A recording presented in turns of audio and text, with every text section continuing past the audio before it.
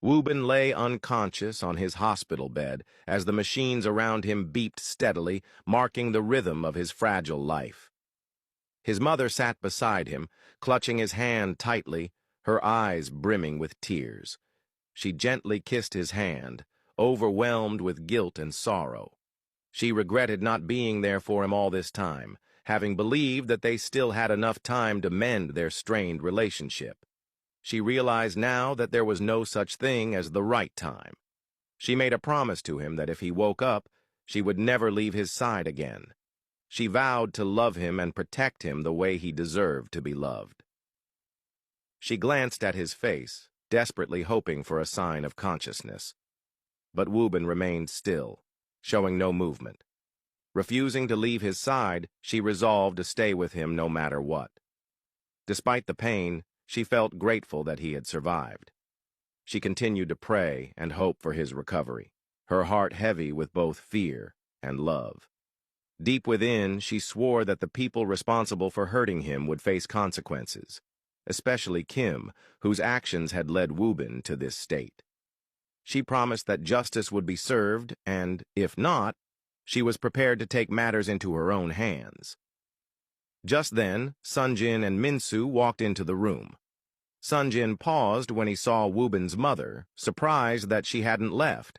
He stated that he had assumed she would be gone by then, as he and Minsu were eager to see Wobin. She stood and looked at them, then gave them permission to stay. She expressed her gratitude to Sunjin for saving Wobin's life before walking out of the room. As soon as she left, Sunjin rushed to Wobin's bedside. He stood there for a moment, unable to believe that Wobin had truly made it. The thought of losing his best friend had nearly driven him to madness. He sat down beside the bed, joined by Minsu, and they both looked at Wobin in silence. It felt as if they hadn't seen him in years, and the weight of the moment settled over them like a thick fog. Breaking the silence, Sunjin took Wobin's hand and wished that he could somehow hear them. He urged him to do whatever it took to come back to consciousness. He reminded him of his strength and resilience, confident that he would eventually wake up and be with them again. Minsu nodded in agreement, adding that everyone was waiting for his return, and they couldn't wait to see him smile and talk again. Sunjin stood up and looked at Wobin's head. He noticed that his pink hair dye had almost faded and made a light-hearted remark about how Wobin needed to wake up and fix it. Minsu laughed softly, his heart warmed by the brief moment of levity. Soon after, Yuna entered the room. She stood by the door, frozen in place, unable to believe that she was finally seeing Wobin again. Her heart ached with the memory of how much she had missed him and how long she had longed for this moment. Without hesitation, she ran to his bedside and embraced him.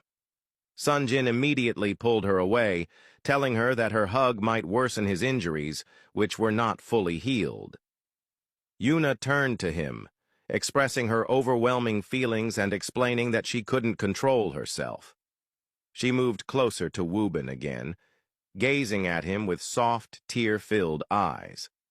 She wanted him to know that once he woke up, he wouldn't be able to get rid of her easily. She was going to follow him everywhere and never leave his side again. Minsu smiled at her words, noting how everyone seemed ready to fight for Wobin's time and attention once he recovered. The three of them shared a laugh, standing together in unity and hope, grateful to see Wobin, even if he was still in a coma.